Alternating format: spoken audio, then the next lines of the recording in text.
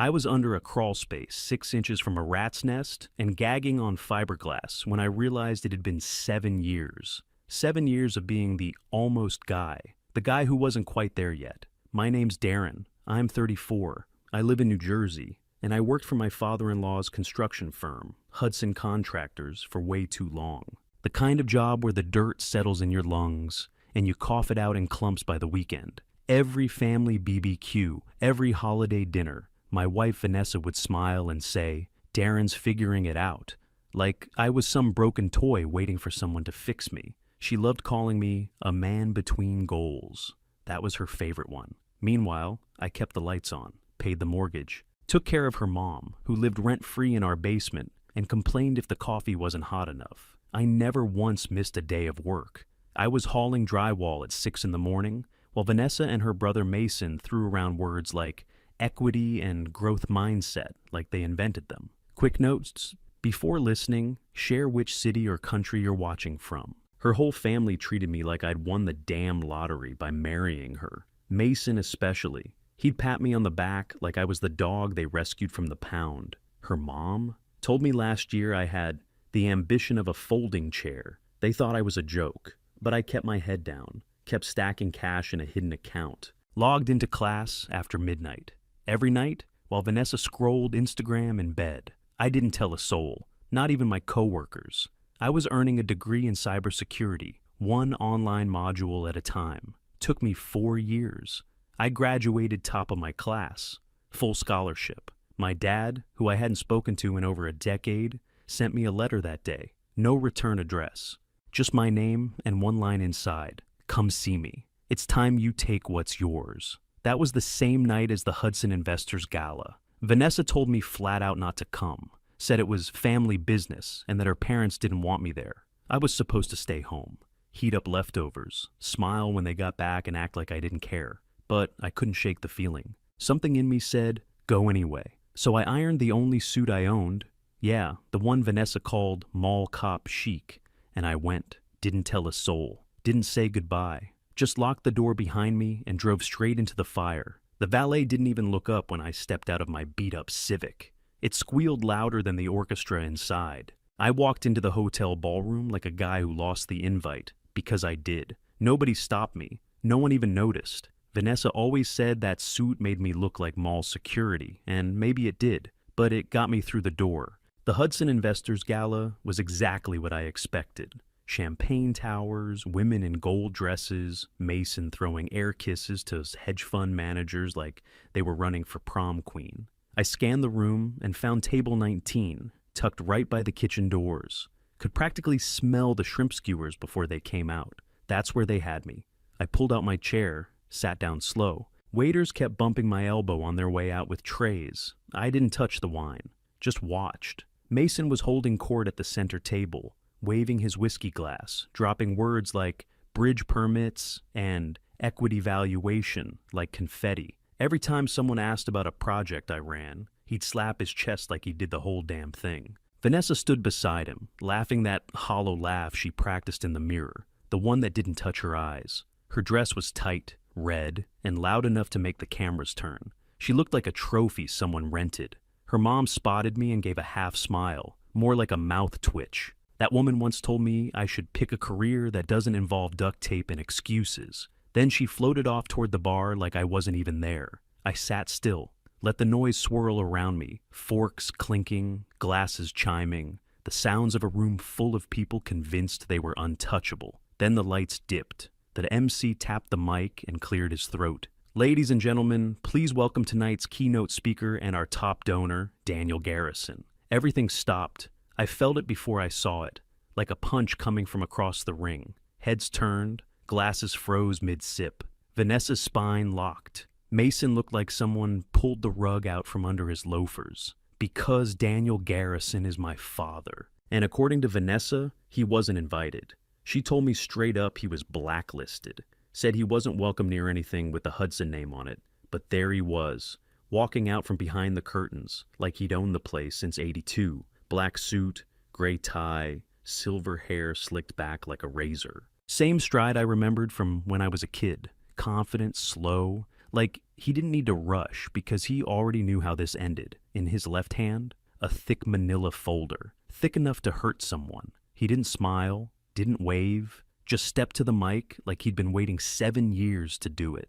Vanessa grabbed Mason's arm across the table. I saw her mouth the words, "What the hell?" Mason shook his head. He was as lost as she was. And me? I just sat there. My heart was a jackhammer in my throat, but my hands didn't move. I wanted to stand, run, or yell, but I didn't. I leaned back in my chair and watched. Daniel tapped the folder once on the podium, real deliberate. The sound cut through the room like a warning shot. He looked out at the crowd, eyes hard, voice smooth. "Before we celebrate the Hudson family," he said, "let's talk about who really built their success." And just like that, the room flipped. I saw people glance at Vanessa, then at Mason, then at me, whispering, frowning, connecting dots they didn't even know existed. Mason started to stand. Vanessa pulled him back down, her nails dug into his sleeve. She was panicking, trying not to show it, but her jaw was clenched so tight I thought her teeth might crack. That folder? I didn't know what was inside it yet, but I knew one thing for sure. Whatever game she thought she was playing, the board just changed. My father didn't blink. He just leaned a little closer to the mic, like he was warming up. "Let's start with something simple," he said. "My son Darren just graduated first in his cybersecurity program. Full scholarship, 4-year track, top of the class." The sound that came out of the crowd wasn't applause. It was a ripple. People turning in their seats, twisting their necks toward table 19, like they finally realized they'd been sitting next to a ghost who suddenly decided to breathe. I felt every one of those eyes land on me. Vanessa's hand shot across my forearm and clamped down like a trap. Her nails dug through the cheap fabric of my suit. "You said you'd never go back to school," she hissed, her breath hot on my cheek. I kept staring at my father. Couldn't look away. He wasn't done. "He did that," my father said, tapping the folder once. "While working full-time for the Hudson family, while managing every bill Vanessa handed him, and while saving money she didn't even know he had." That ripple turned into a murmur, a low roll of whispers spreading across the ballroom like smoke. I felt my throat tighten. I wasn't embarrassed. I was angry. Angry at being exposed. Angry at being ignored for so long. Angry at how fast these people flipped from dismissive to curious. Vanessa dug her nails deeper. "Why would he say that? Why would you let him say that?" "I didn't let him do anything," I muttered. My father lifted the manila folder higher so everyone could see it. "Now," he said, "let's talk about this." Mason stood halfway from his seat like he was deciding whether to run on stage or hide under the table. Vanessa shot him a sharp look, silently ordering him to sit. He did. My dad opened the folder and pulled out a stack of papers thick enough to make the microphone pop against its stand. "These," he said, "are the Hudson family's investment documents for the last 7 years. And they paint a very interesting picture." The projector flicked on behind him, probably triggered by the folder he handed off to the event staff when he arrived. The first document lit up on the giant screen. Pages of signatures, wire transfers, time stamps. The Hudson logo stamped across the top. People gasped. Others leaned forward like kids hearing gossip in church. Then came the second slide. Emails from Vanessa to someone named Brent. I felt my stomach drop through the floor. My father cleared his throat. "These emails are between Vanessa Hudson and her self-proclaimed business coach, Brent Lang. In them, she outlines her plan to leave her husband once her trust fund activates. Taking the house, assets, and business shares, she manipulated him into signing." Vanessa jerked her hand off me like I burned her. "This is fake," she snapped under her breath. "He's lying. Your dad's always been dramatic." I didn't respond. My jaw was locked so tight I thought my molars might crack. The third slide hit the screen. Messages between Vanessa and Brent. Her voice on audio clips. Her handwriting on notes. Her signature on a draft prenup addendum I'd never seen before. Someone near the front whispered, "Oh my God." My father kept flipping pages like he was reading off a grocery list. Calm, controlled, deadly. "Here," he said. "You'll see Vanessa explaining that, after 7 years, she would qualify for certain protections. You'll also notice she and Brent discuss manipulating documents to ensure full ownership of the marital home and joint accounts." Vanessa shot up from her chair. This is insane, she snapped. He's doing this because he hates my family. He's not well. He's... Sit down, Mason hissed at her. Don't talk to me like that, she shot back. But she sat. The room felt like it was leaning forward, waiting to see who would crack first. I kept my eyes on the stage. It felt like my chest was caving in, but I held steady. My father looked right at me for a split second. Not long enough for anyone to notice. Just enough for me to know this wasn't spur of the moment. He'd planned every second. He turned a page. There's also evidence, he said, that Brent assisted her in forging signatures on financial documents, including a power of attorney form designed to give her full access to Darren's accounts. A sharp gasp shot across the room. Vanessa grabbed my arm again. You don't actually believe this, she whispered, voice shaking. You know how your dad is. He twists things. He hates me. He always hated me. I didn't shake her off. I didn't need to. She was already unraveling. My father held up one more page. This last document, he said, confirms the date she planned to separate from him. 2 days after her trust fund released. Vanessa lunged to her feet again.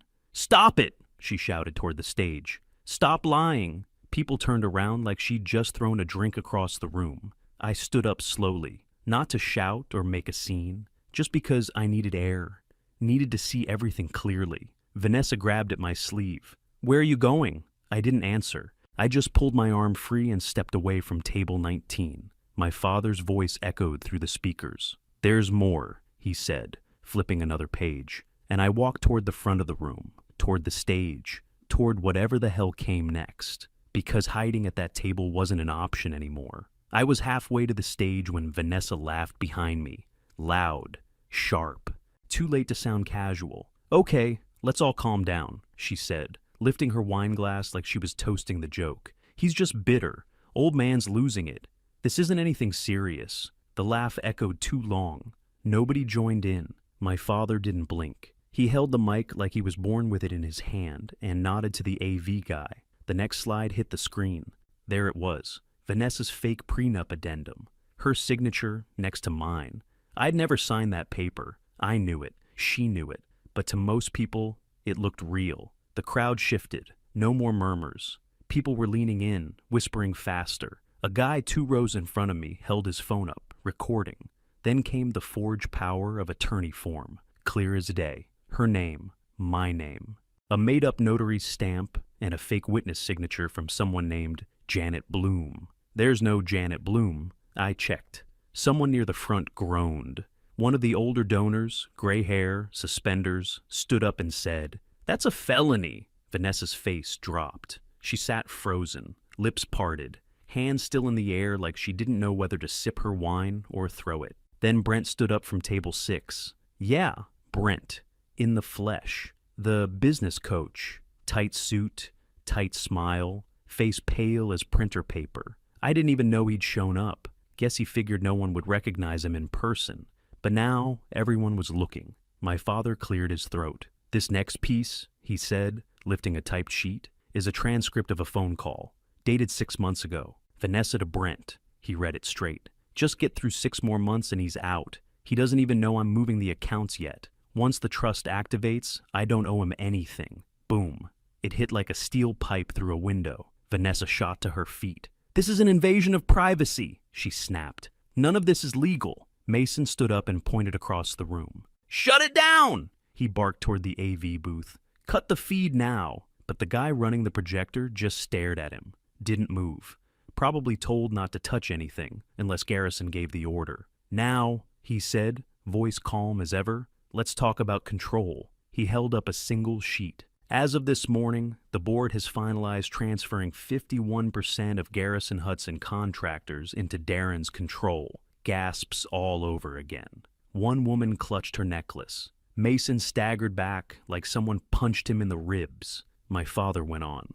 This was arranged over the last 18 months through silent partners and private acquisitions. The board has already ratified the transfer, effective immediately. I stopped at the bottom step of the stage. Everyone turned to me again. Vanessa's voice cracked behind me. That's not true. That can't be true. He's lying. But even she didn't believe herself anymore. I walked down the steps, through the middle of the ballroom, and toward the double doors. They didn't open for me fast enough. I barely made it through the ballroom doors when I heard her heels coming fast behind me. Click, click, click, like she was chasing a thief. She caught up to me near the coat check, grabbed my arm and spun me halfway around. "You think you're clever?" she said, voice low now, almost a growl. I pulled my phone out of my pocket and tapped record. The screen stayed dim. She didn't notice. "You really think that little stunt makes you anything?" she snapped. "You're a garbage man in a borrowed suit.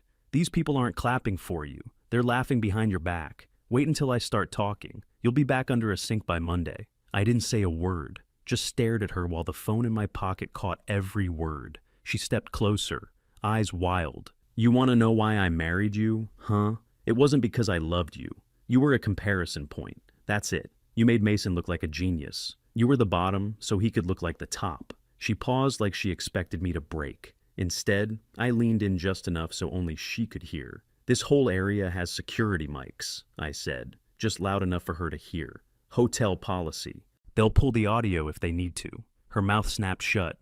Her face didn't just drop, it fell apart. All the fake confidence drained out of her in seconds. Eyes wide, breathing shallow. I stepped back. "You done?" I asked. She didn't answer, just stood there, frozen, trapped inside her own mess. Then she turned without a word and walked away. The marble floor echoed every step of her heels as she went, louder than the GALA music, louder than anything she'd said all night. I watched her disappear through the lobby, back straight, pace fast.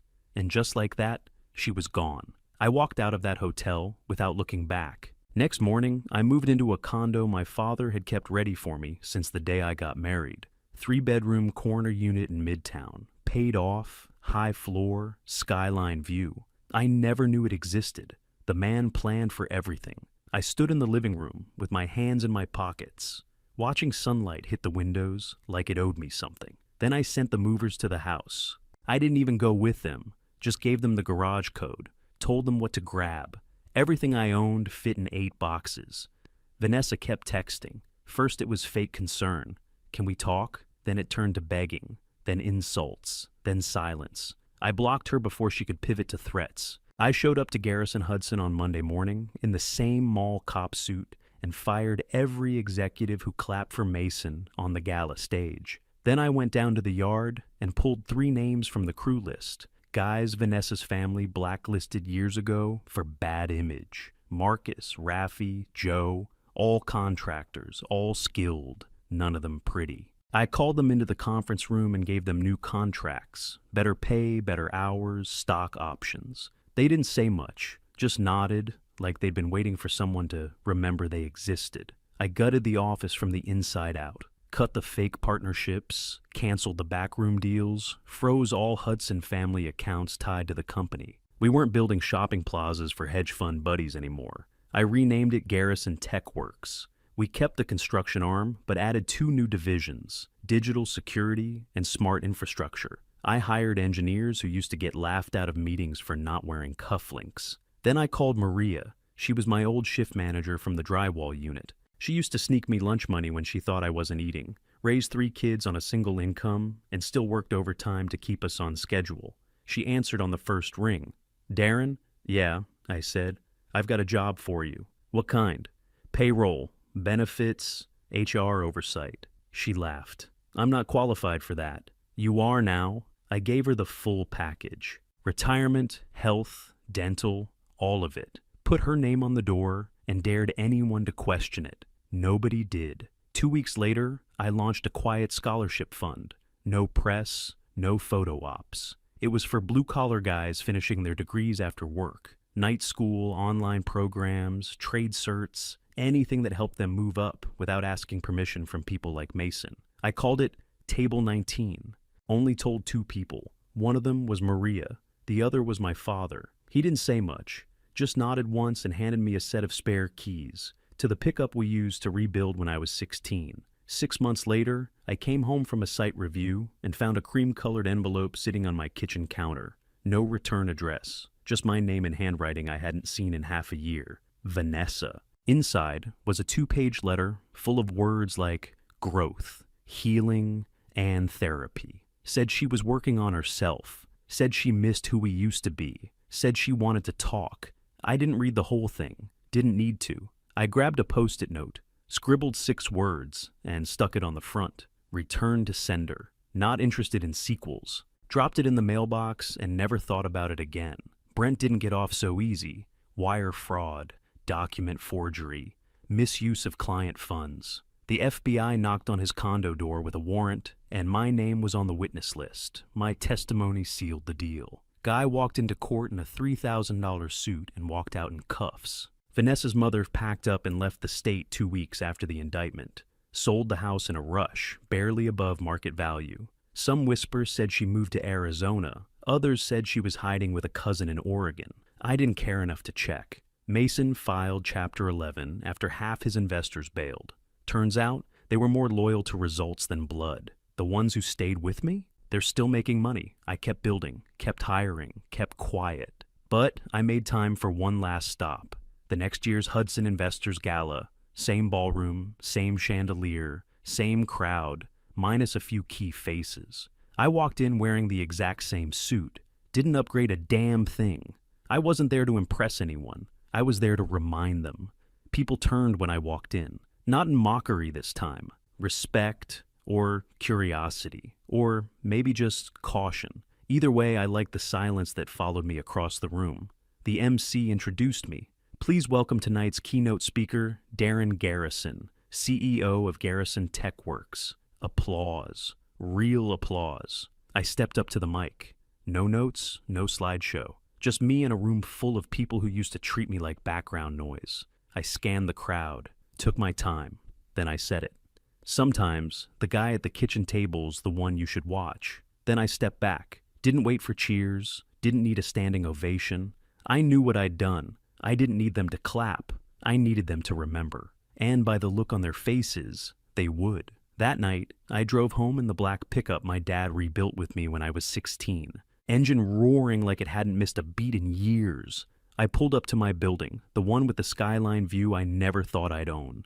The security guy nodded as I stepped out, barely looking up from his phone. Congrats, Mr. Garrison. It still sounded weird hearing it, the Mr. part, like someone else was supposed to be in my shoes. I took the elevator up, stepped into the condo, and poured myself a beer. Just one. Nothing fancy. I wasn't trying to celebrate, more like marking the end of a chapter. I sat down on the balcony, looking out at the city. The night was clear, the skyline lit up like a row of teeth, sharp and bright. But my mind kept drifting to all the nights I spent worrying if I'd ever get here. My phone buzzed in my pocket. A message. I pulled it out. A photo. The old Garrison Hudson building. Only now the sign had changed. Garrison TechWorks?